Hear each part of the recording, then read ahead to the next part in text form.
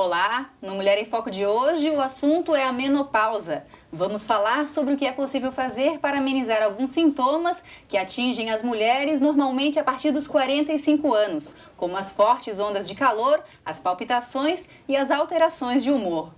Nossa entrevistada aqui no estúdio é a ginecologista e obstetra Maria Salete Medeiros Vieira. Ela é professora do Centro de Ciências da Saúde da Universidade Federal de Santa Catarina, médica do Hospital Universitário e mestre em Ciências Médicas. Maria Salete, muito obrigada pela sua presença. Primeiro, eu queria que tu me explicasse o que é a menopausa. Bom, a menopausa é um evento que acontece no climatério, que é muito comum que a população entenda como sinônimo de menopausa. Então, menopausa é um evento que acontece dentro do climatério, que é um processo que faz parte da vida da mulher, um processo fisiológico, que deve ir aí das 40 anos até próximo dos 60. Então, dura em 15 a 20 anos, mais ou menos. E a menopausa marca esse processo em pré-menopausa, que é tudo que acontece com a mulher dos 40 até que ela tem a sua última menstruação, que efetivamente chama-se menopausa, e a pós-menopausa, que vai então até que comece a parte já de vida de idoso, na terceira idade. Então, é mais ou menos isso que seria a menopausa, a sua última menstruação. E o que acontece assim dentro do corpo? Porque tem uma série de sintomas a menopausa. A mulher sofre ondas de calor, palpitações.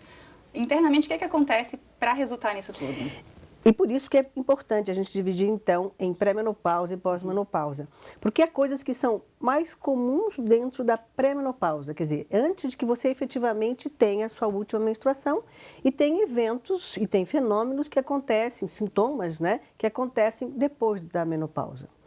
Então, a pré-menopausa seria mais as questões de irregularidades menstruais, a mulher começa a diminuir o ciclo menstrual, começa a ter mais fluxo menstrual. São coisas que começam a caracterizar, então, um anúncio de que realmente esse ciclo menstrual começa a ficar bagunçado.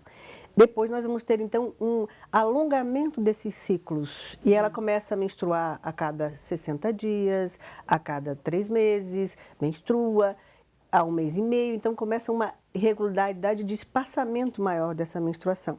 Pode já começar a ter alguns sintomas, irritabilidade, insônia, já pode começar a aparecer nesse período. Aliás, mulheres tendo irritabilidade hoje com a vida que nós levamos não é muito difícil, né? Não seria muito diferente, por exemplo, da tensão menstrual que as mulheres reclamam muito hoje. Então, seria mais ou menos o que a gente tem de tensão pré-menstrual seria uma tensão mais duradoura, né? Que caracteriza então essa irritabilidade, uma tendência depressiva às vezes.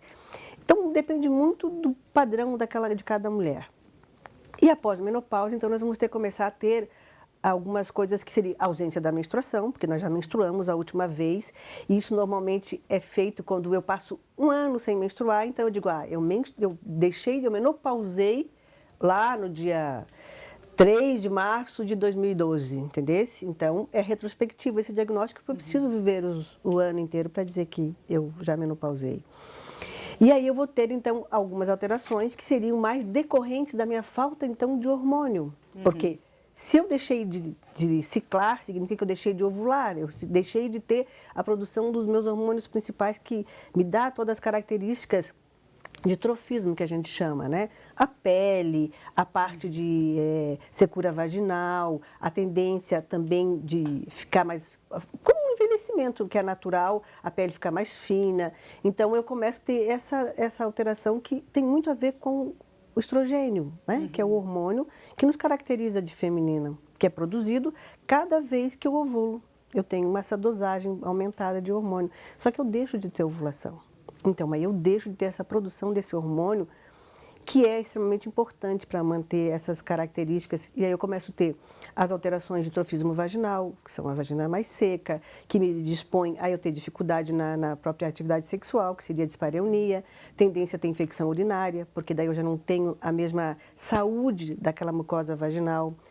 E a uretra é muito próxima da vagina. Então, as características femininas já são predisponentes para ter essa questão de infecção urinária. E aí eu deixo de ter a proteção, que é característica dessa mucosa hidratada, saudável. Então, eu começo a ter tendência a ter doença cardiovascular, que eu começo nessa pós-menopausa, pela falta de estrogênio, eu tenho mais chance, então, de ter as doenças cardiovasculares, que eu sou mais protegida antes, de ter a osteopenia, a osteoporose, porque também o estrogênio interfere no metabolismo do osso. Então, seriam essas coisas que... Pacote completo. Que não é muito difícil de afastar do que é o próprio envelhecimento. Só que no homem isso acontece de uma maneira um pouco diferente, cronologicamente diferente. Algumas mulheres não têm a mesma tendência que outras de ter, por exemplo, osteoporose, de ter osteopenia e ter osteoporose. Então, também tem umas características pessoais de cada mulher para ter, por exemplo, uma doença cardiovascular, eu tenho que ter outros cofatores, se eu sou fumante, se eu tenho história familiar. Então, claro que eu dependo de outras coisas também. Lá no Hospital Universitário você faz atendimentos, né? Tem alguma reclamação que é mais constante? Eu diria que eu vou usar da minha vida já de gineco-obstetra, que tem 20 e poucos anos. Porque atualmente lá no hospital hoje eu faço só obstetrícia, mas eu tenho 24 anos que sou gineco-obstetra e na minha vida vivenciei muito hoje. E devo dizer que hoje eu estou vivendo essa fase maravilhosa da vida, que é o climatério. E digo que precisa ser mulher como para tudo, para poder passar mais essa fase interessante da nossa vida. Até psicologicamente também as mulheres acabam ficando afetadas também, né?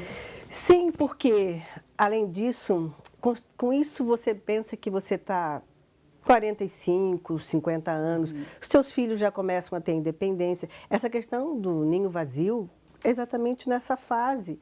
E posso dizer, ele existe, porque os filhos eles ou já são autônomos, vão para a sua vida, casam, ou já vão estudar fora. Então, acaba que você realmente perde um pouco dessa sua função maternal. Para quem viveu isso intensamente, sempre vai fazer falta, né? Quem nunca viveu não vai sentir tanto. Então, tudo tem como teu padrão de vida, como você vai viver. Se você tem um companheiro, né? Que tu tem uma vida sentimental harmoniosa, então tudo depende de como você vive, depende da saúde dos seus pais, que também é uma época que você acaba também tendo as questões dos próprios pais doentes, perdendo os pais, então tudo depende é uma vida, é um período da vida que você mais do que nunca tem que estar estruturada. Então é interessante que sempre você tenha um comportamento que já preveja isso com relação a uma saúde física, uma saúde mental e emocional, para poder viver isso. Marissete, nós gravamos um depoimento com a dona Amélia, tem 60 anos, e fala da relação dela com esse período da menopausa. Vamos assistir? Vamos. Meu nome é Amélia Teodora Machado, eu sou natural de Florianópolis, nasci no Ribeirão da Ilha e estou com 60 anos e desde os 53 anos eu venho lidando com o problema da menopausa. E a minha menopausa foi assim muito rápida no sentido de terminou a menstruação direto assim, porque tem mulheres que inclusive ficam ainda, menstruam uma vez, depois 3, 4 meses, depois volta, e o meu não, acabou em maio daquele ano e encerrou. A suspensão da menstruação direto, né? E comecei a sentir as famosas ondas de calor que é um calor assim atípico só da menopausa, né? Não é um calor normal, é uma coisa assim que na hora, ainda bem que é poucos segundos, né? Porque é um calor desesperador, vamos dizer assim. Mas também foi só isso aí assim que mais me incomodou.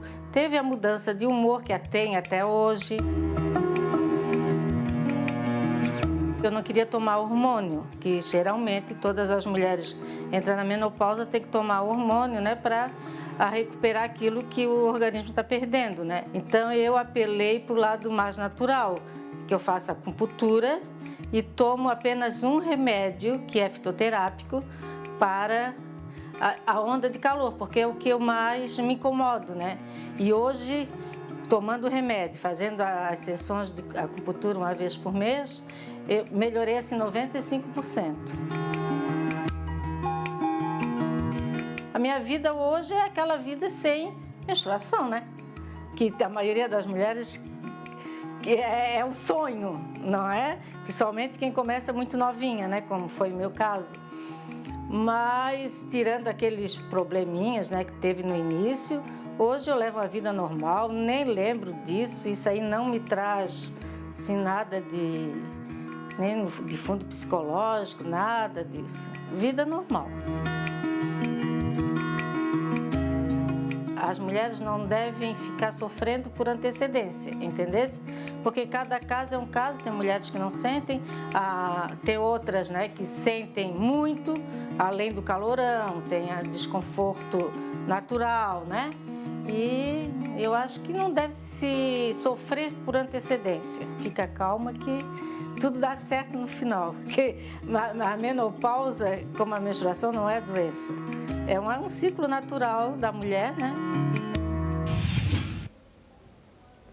A Amélia falou ali também que ela optou por uma alternativa à reposição hormonal, né? O que é a reposição hormonal? Ela é indicada, não é indicada? Quando que se deve fazer? Vamos lembrar que esse processo chamado climatério é uma fase fisiológica da vida da mulher. Como ela vive a fase da puberdade, da reprodução, que chama-se menacme, que é a fase reprodutiva. Depois ela começa então a cair a sua fase reprodutiva e ela entra então no climatério. Então ela é um processo fisiológico. E eu só vou interferir nesse processo fisiológico se ele trouxer para a mulher situações de desconforto que tirem a qualidade de vida dela. Hoje a gente fala muito em qualidade de vida, então assim, eu devo estar interferindo nesse processo se a mulher não tiver condições de conviver, exatamente como a senhora falou ali. Se ela conseguir, com algumas medidas práticas de vida, viver bem, não é necessário você fazer reposição hormonal, porque não é diferente quando eu tenho uma deficiência de hormônio da tireoide. Eu nunca na minha vida é para eu ficar sem hormônio da tireoide. Mas eu fui, desde que nasci, que eu estava lá na barriga da minha mãe, eu já vi uma programação que um dia eu iria ficar com pouco estrogênio. Já estava programado isso na minha vida, entendesse? Então, eu não estou doente, como ela bem salientou ali. Eu estou vivendo um outro processo da minha vida. Então, eu vou usar de medicação, de hormonioterapia, se assim necessário. Se no meu entendimento com essa mulher que veio me procurar e ela me justificar que realmente ela não está tendo condições de viver com qualidade dos sintomas que ela está vivendo. Senão, pode viver sem. E Com tem alguma certeza. coisa assim para fazer no dia a dia sem hormônio que tu pode amenizar? Como tudo, e como eu disse, nós estamos um pouco confuso, porque eu também estou envelhecendo, e é muito claro que eu tenho que ter uma vida saudável, e entre elas, alimentação, a atividade física. E uma coisa, Luana, muito importante hoje que as pessoas não pensam, é como eu vou viver a minha vida.